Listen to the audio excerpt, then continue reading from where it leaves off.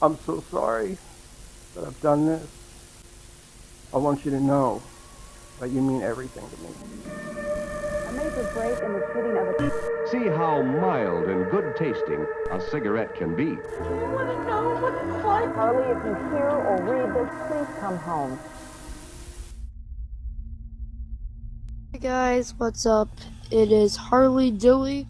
Our first channel, like many others we've discussed before, doesn't look like much at a glance. It's an account run by a young boy named Harley Dilly, which served as an outlet for him to post videos about his life, his favorite video games, and even the occasional live stream.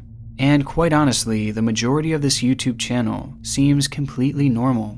But when looking at this content closer, it becomes more and more apparent that there was darkness lurking behind the scenes. Darkness that would become even more apparent as in December of 2019, Harley Dilly would vanish. But first, a heartbroken mother waiting for her missing son to walk back into her arms. Tonight marks 7 days since the disappearance of 14-year-old Harley Dilly.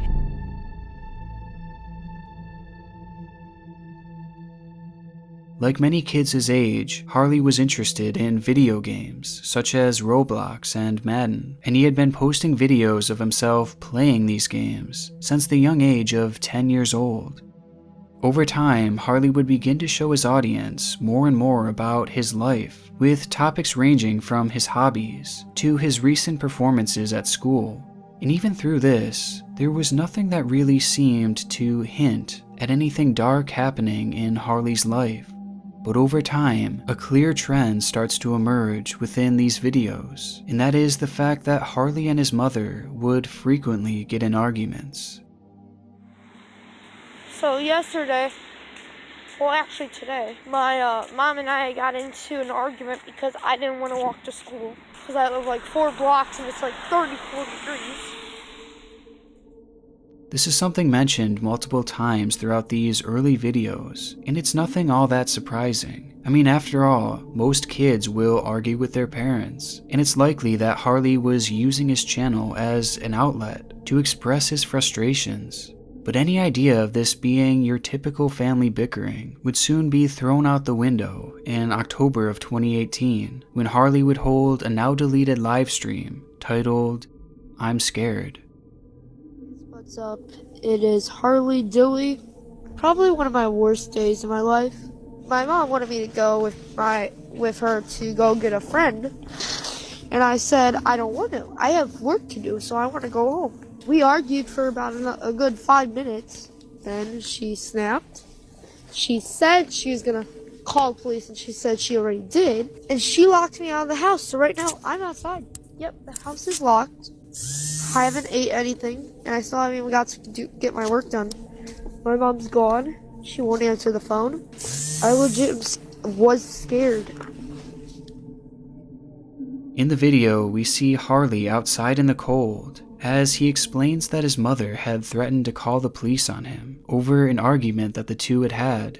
On top of this, his mother also locked him outside of the house, without any food or water, on a frigid October night. Now clearly these aren't really healthy things for his mother to be doing, especially given the fact that at this time, Harley was merely 12 years old. And this extreme punishment came from a situation that didn't seem all that bad. The whole situation is a major red flag that's made all the more concerning after Harley says the following line. I just want you guys to wish me good luck, because the future could hold bad things for me. I don't want to find out what that could mean. The relationship between Harley and his mother clearly comes across as toxic within this video, and this was far from a one-time thing. In fact, in details that would later emerge, it would be revealed that Harley's mother had actually called the police on him on 5 separate occasions, one of which coming when he was only 10 years old. Now you might take this information and just assume that Harley was a poorly behaved kid. However, in actuality, Harley had ADHD as well as high-functioning autism, 2 disorders that can cause hyperfixation, outbursts, and many of the behaviors that had led to all of these family arguments. And in these situations, Harley is practically powerless to stop his own outbursts or destructive tendencies. And it's really up to his mother to understand this and find a way to help him with these habits. But rather, it's made clear that she would punish him instead. And it's important to add that with these outbursts, I haven't seen anything stating that they were violent or anything physical. Rather, it just seems that they were merely occasional behavioral issues.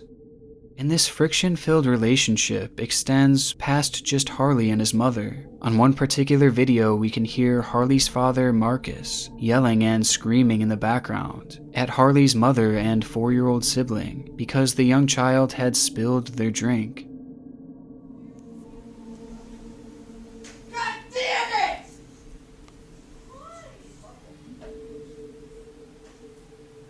Just fucking don't fucking pop all over the fucking table by throwing this goddamn thing in. It's 4 years old. All over the left. This shit is done. You are so fucking mean. He is a child. My dad's being an asshole right now in my head. Now, time would go on, and these slight moments of concerning behaviors would show up here and there, but for the most part went unseen from his channel.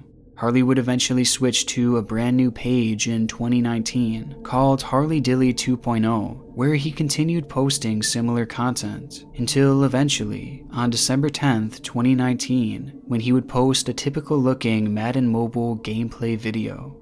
A video that would turn out to be one of the darkest on the channel, not because it showcased any family fighting or anything along those lines, but because it would prove to be the last video that Harley would ever make. 1 week later, on December 19th, 2019, Harley would complain of an upset stomach and ask his mother if he could stay home from school. She would not allow him to, however, telling him to, quote, "get your ass to school." And so he left the house, walking towards the school as he always did. Only this time, he wouldn't make it there. Day would turn to night, and not only had Harley not shown up to school, but he wasn't at his home either. And to make matters worse, it was yet another freezing cold night. Still, Harley's parents did not seem overly worried, as they would end up waiting until the next morning to report their son as missing. Harley's mother, Heather, would take to Facebook in a now deleted post begging people to help find her son, but days would quickly pile up into weeks with no sign of the 14-year-old boy. As search efforts ramped up and the story became national news, people began to stumble across Harley's channel, discovering videos like the "I'm Scared" livestream, calling many to question the parents' potential involvement in his disappearance, as it seemed throughout these videos that Harley had been potentially neglected or even abused. This theory was especially prevalent given the fact that they had waited a whole day to report Harley as missing, as well as the cold message that Heather had left Harley with that morning. However, most others believed that Harley had just ran away under the guise of going to school. Either way, authorities had no clue where Harley could have gone, as he just vanished without leaving a trail behind. However, on January 13th, 2020, this would all change. That day, police had searched an empty home across the street, which at the time no one was living in, as it served more as a summer home for the owners. When searching the house, police would find clothing that belonged to Harley, including his jacket, sweatpants, a single sock, and slip-on shoes. His glasses were also found lying there as well.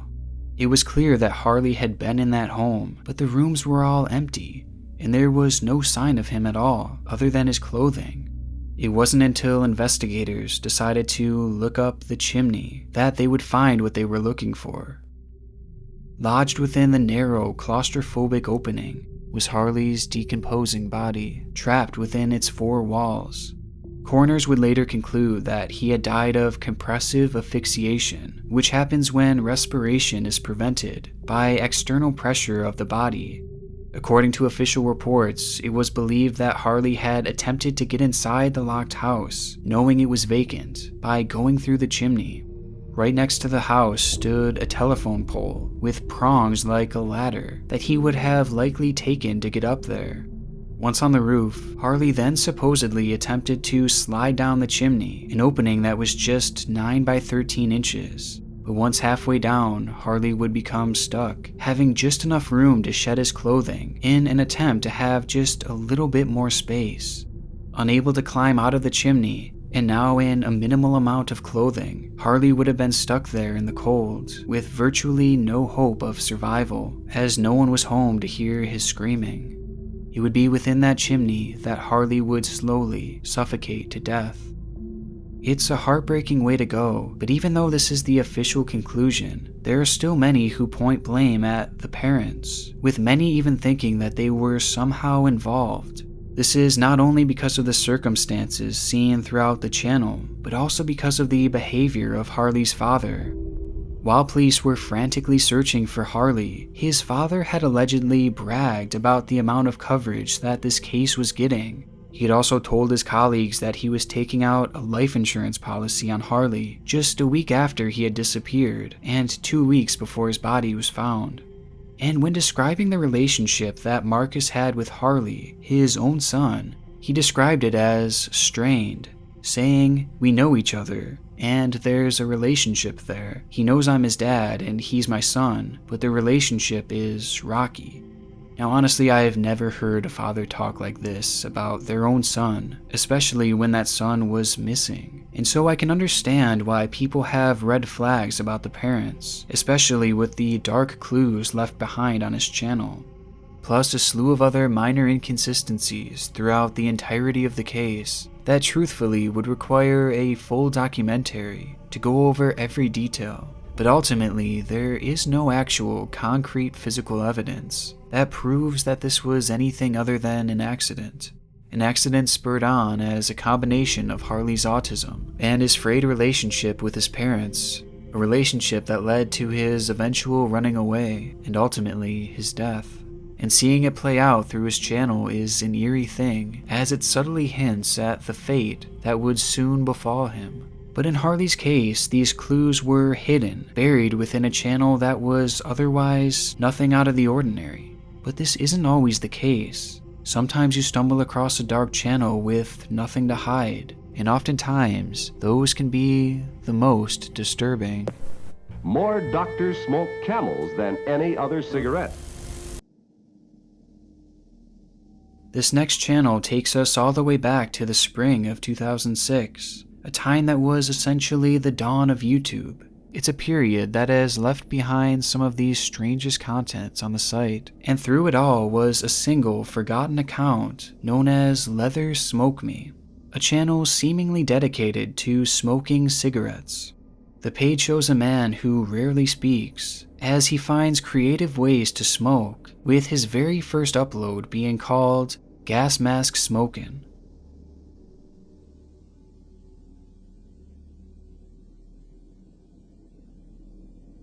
The video itself is quite uneventful, as this man does exactly what the title says. He smokes a cigarette with the use of a gas mask.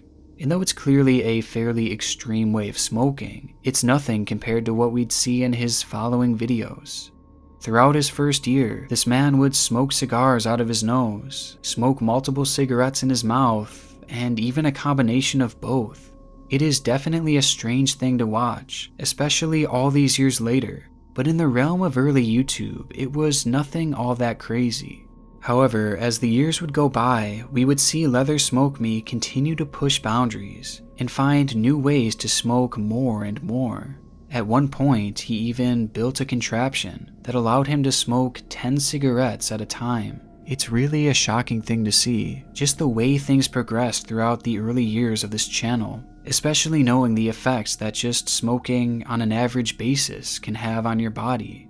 But as time went on, his smoking habits weren't the only noticeable change. In the beginning, we can see that this man looks to be clearly an adult, but definitely isn't all that old. And just based off of the footage provided, he seems to be in decent health, or at least as healthy as someone can be with the lifestyle he was living. But as time goes on, his appearance starts to slowly change. he begins to look much older, with noticeable paleness and aging within his face, and along with this, his appearance becomes much more fragile, to the point where this man looks to be completely withered, even having a noticeable bandage on his neck in his later videos. And all this happened in the span of just a few years, yet it seems like he's aged a lifetime. By 2011, Leathersmokemi just looks like a shell of a person, but he just kept on smoking and uploading these videos. I mean, his upload frequency was pretty crazy, considering that in just 5 short years, he would post around 229 videos, without ever taking any major time away, something that is somewhat surprising, especially for a channel as small as Leathersmokemi's. But nonetheless, he seemed to just love making these videos, and he just kept on smoking.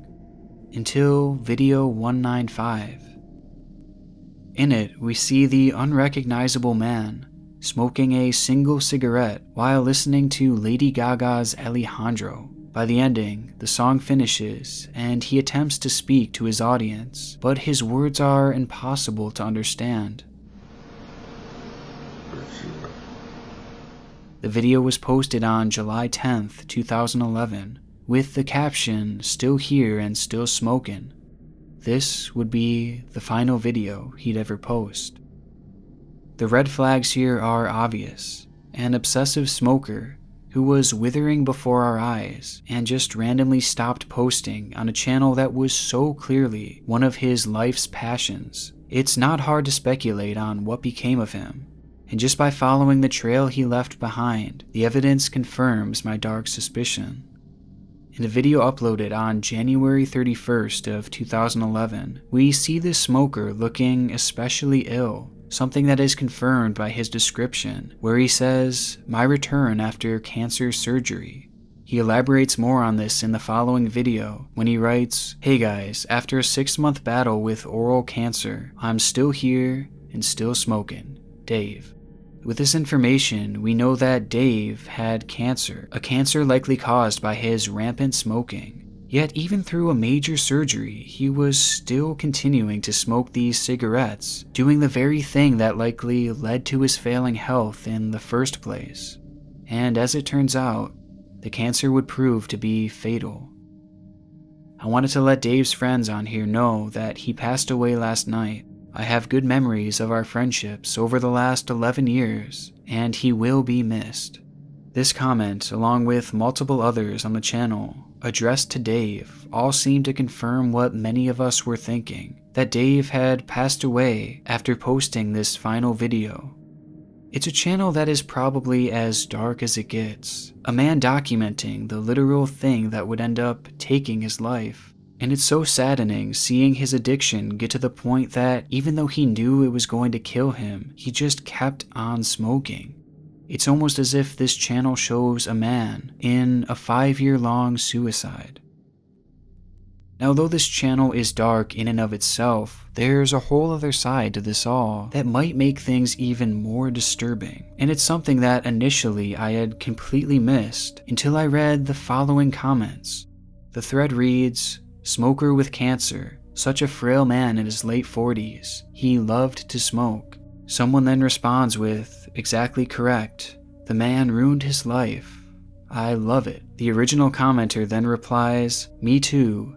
Love the damage that Dave inflicted on his lungs. So f***ing hot. I'm pretty much following in his footsteps. I have an insatiable craving for my smoke." It's a alarming set of comments, as it's almost as if these people were sexualizing Dave's death, and the fact that the smoking had caused this horrible cancer. And it's made even stranger when the commenter says he wanted to follow in his footsteps. It's something that could have easily been chalked up to as a troll, until you realize that throughout many of his videos, even in the beginning, there were similar sexualized comments, with people saying stuff like, "Hot as hell, just missed some lung spit. Hot mate, be great for you to do more vids where we can hear the cough and the wheeze. Hearing that is the hottest thing of all. Keep smoking hard, fella." And, he was starting to show his illness a bit here, with his sunken eyes and getting skinny. Cancer god. Love it when smokers' cancer starts to shrivel them up. Even in YouTube standards, this is a strange comment section, and it's clear that people were viewing Dave's cancer and his death as sexually appealing. And after watching this video, I then realized that Dave's entire channel was seemingly meant to be fetishized, as he posts videos of himself showing off his gut and his wheeze for his audience, knowing that they're enjoying it in a sexual way. He even at one point posted this fairly disturbing clip where he has someone wrapped in latex completely with a gas mask on, and then forces them to smoke. All the while he touches himself in a sexual way that I'm clearly not going to show. But this is definite fetish material. And further going off that, he even subscribed to and linked to a number of other smoking channels that were obvious fetish pages as well, that follow the same mold as him, and he went as far as to put these accounts on his home page. And of the 4 separate channels that he links to that showcase other obsessive smokers, none of them have uploaded in years, making me wonder if they suffered from a similar fate. But ultimately, it proves that Dave created this channel not simply as a hobby, but as a fetish as well. Now, having a smoking fetish is a fairly common thing, but it's easy to tell that this is very different than just that, as these people seem to be aroused by the most disturbing parts of smoking, the coughing, the wheezing, and the eventual cancer and death. Now, I've heard of fetishes where people like to watch others destroy their body, typically from overeating, to the point where they become obese and handicapped, along with others who fetishize the idea of doing that to themselves. They like the feeling of their own body shutting down slowly over time, thanks to their destructive behaviors. Although this is something that I wasn't really sure actually existed. But watching this channel, I can't help but wonder if Dave was into something similar. Maybe he liked the idea of his body decaying due to his smoking, and that's why he did it so obsessively, and continued to do it even when his health began to fail. So maybe this was the end game all along with this fetish, but either way, it's dark no matter what, because on one hand, it may have been his overarching goal to end his life by way of cigarette smoking, but on the other hand, if it wasn't, then you just have a group of people who are sexualizing this man's cancer and ultimately his death. But judging by his descriptions and his frequent upload schedule, it's hard to believe that he wasn't at least aware of his audience, even posting videos especially for specific users who left comments making special requests. For his followers, Dave's passing was ultimately something they expected. But for our next channel, the disturbing mark that they would leave came out of nowhere. It was an account that featured sparse and practically unwatched content. The channel's name was BigMoney T, and featured just a select few videos by a man named Trent Paschal. Over the course of the next 5 years, it seemed the thing that he would film most was his RC cars and family trips, showcasing his 2 young children, as well as his wife, Savannah. It was the type of content that someone puts on YouTube, so they can look back on and remember their good times with the family. The channel would remain active up until late October of 2020, when it would take the ultimate turn for the worst. Trent would upload a video titled simply by his daughter's full name, as the video was directed at both of Trent's children, as he apologized to them, further stating that this was their mother's fault and that he had caught her cheating. I'm recording this because I want my daughter to know that I love you, Paschal. I'm so sorry that I've done this. I want you to know that you mean everything to me. I didn't choose this. Your mom chose this. She's been cheating on me for a long time. I didn't do nothing wrong to her. It's a clip that you can tell is deeply personal, and probably not something that should be posted for everyone to see, as at first many would likely assume that this was in regards to a potential divorce, or something along those lines. But in actuality, what Trent was talking about was far more twisted. On October 21st, 2020, The very day that the video was posted, Trent would hide in the shower of his bathroom, waiting for his wife Savannah to come home. Once Savannah had entered the bathroom, Trent would jump out, pulling a gun and firing twice, hitting her in the stomach. Savannah would later pass away due to her injuries. Immediately after the murder, Trent would post this video to his children, apologizing for murdering their own mother, while at the same time blaming her for all this happening. I put everything into this relationship. I have done nothing to your mom. I've never hit her. I've never hurt her. I've never called her names. Throughout the video, Trent appears to cry on multiple occasions, although no tears actually fall. I haven't done anything wrong. I'm like, why me? My hair's a mess and I look horrible. Oh, sorry. Take these off. And it comes across as completely emotionless, as he shows no remorse for killing his wife and the mother of his kids. It's also made all the more disturbing, as he's clearly more focused on his hair and his looks, all the whilst he swears up and down that he is a good man. I'm hurting so bad. I didn't do nothing wrong to her. I provided what I could. I've done what I could for her. I've done nothing but good for her. And I've treated y'all good. I've done good things for y'all. After the video would go live, Trent would then call Savannah's aunt to confess to his crime, and then take off from the home.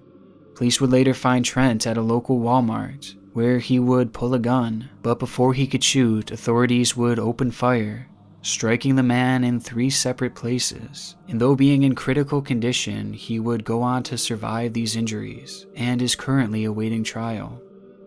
It's a shocking crime and an equally as shocking video, especially given the fact that it was addressed to his young children, who now are without their mother. I mean, the whole situation is just wrong. But there is one more detail that makes this video even more disturbing. Throughout this final post, Trent can be seen looking to the right very often in a clearly nervous manner until the end when something catches his attention, causing him to grab the phone and run into a dark room before the recording would suddenly stop.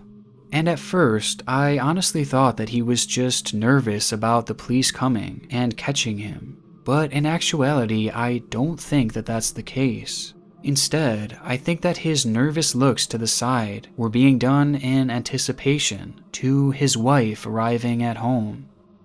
I say this because when he eventually gets up to hide, it sounds like someone had entered the house. Love me like your own. And when he walks into this dark room and shuts the camera off, you can clearly hear what seems to be the movement of a shower curtain.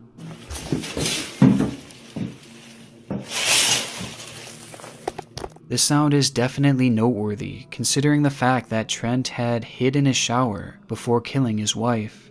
So I personally believe that this whole video was premeditated, and rather than this being filmed right after the murder, he filmed this immediately before, as he likely shot and killed Savannah just moments after stopping the recording. It's a revelation that makes his demeanor all the more surprising, as he shows no remorse, regret, or even that much nervousness for that matter, despite knowing what he's about to do. The video itself quickly went viral, as the story became a national talking point, which led to YouTube stepping in and removing Trent's channel altogether, stating multiple community guideline breaches. However, today, this twisted clip can still be found, circulating throughout the site. And as is the case with each of these 3 channels, the videos they have all left behind elicit that same uneasy feeling when you watch them back today, knowing the fate that would soon befall each of them. But out of all these channels, none of them quite match how visually creepy our final page is. The channel's name is Francine Dancer, and before I can even begin to describe her videos, just have a look for yourself.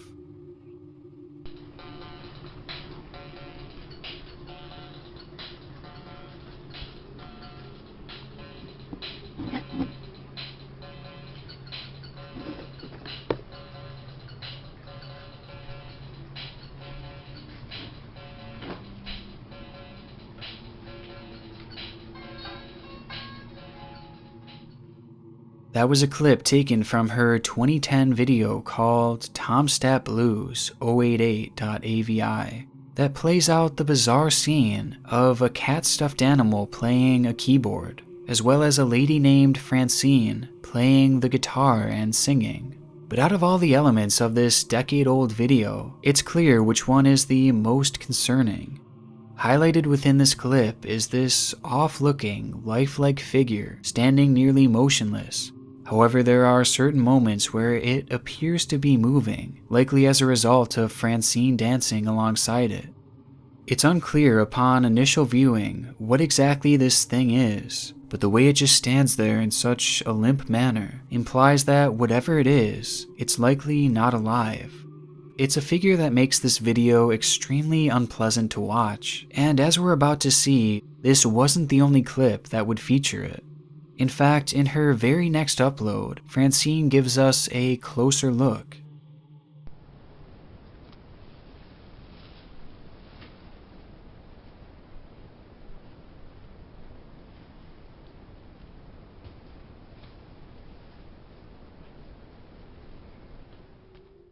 It's something to me that appears completely unrecognizable. I mean, the figure does look very mannequin-like. However, this face is like no other mannequin I've ever seen. It looks dirty, almost decrepit. And to make things even darker, this thing appears to be hung by the ceiling. Francine would go on to post 4 total videos featuring this thing before abandoning the channel altogether, having gone unnoticed by the majority of the platform. Well, that was until just recently, when some of these clips were picked up and shared across TikTok, throwing the channel and its strange contents into the limelight. Without context, many felt frightened, with the majority looking to the comments for guidance as to what was happening within these videos. And there, many would share the supposed story of Francine. The story goes that Francine used to be a star on TV, before the partner she performed with eventually passed away, essentially ending the show that the two had made together, and thus ending Francine's lifelong dream of becoming an actress.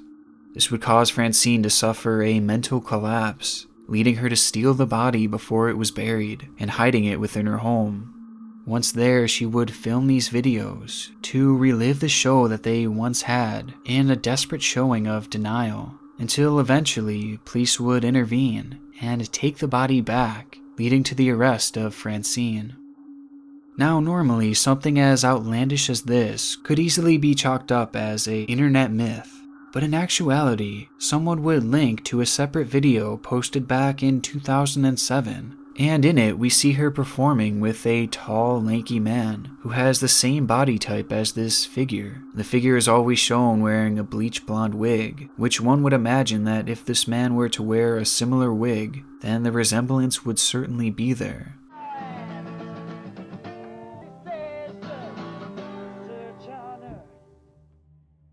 It's a story that is extremely haunting, and if true, would certainly be one of the darkest internet mysteries found to date. But in actuality, it's really anything but. Just by doing some light research, it's revealed that Francine Dancer was in fact a star on TV, but not in the traditional sense. It seems that Francine had starred in a number of public access television shows in LA, where she would become somewhat of a household name thanks to these bizarre shows that she would put together.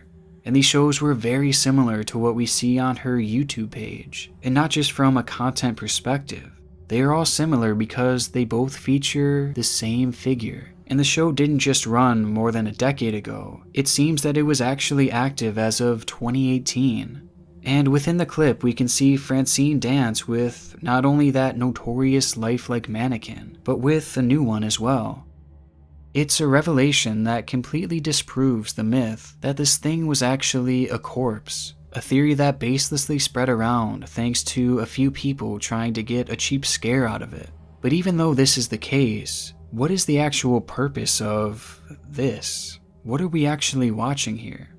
Well, in other clips posted to YouTube, we see that this figure's name is actually Starry Dancer. It is essentially just a dressed up and painted mannequin. In one episode, Starry is even described as Francine's boyfriend. But ultimately, it seems pretty clear that this is all just an act.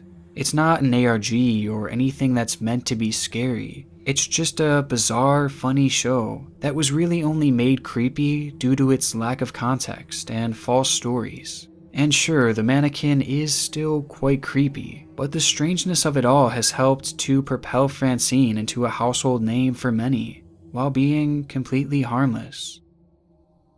There's always more to a YouTube channel, and whether it be in a positive or negative way, what we see is never really the whole story. And oftentimes, the pages that seem the scariest end up being the most harmless. It's the accounts that are hidden, buried in a sea of normalcy, that typically hold the darkest secrets. And after 3 installations of this series, I can confidently say that we're just getting started. And I can only imagine what we'll uncover next. Thank you to my gold tier patrons and my amazing god tier patrons: Alfred, Donovan Aaron, Kaylee Kilcrease, Catherine Ross, Lacey, Mark PH, Max Jones, Michelle S, Nathan Backus, Raven the Nightwing, Sam Litvey, Sub to Micro O, Unblended Korchnoi, and Tracy Volpe. Thank you all.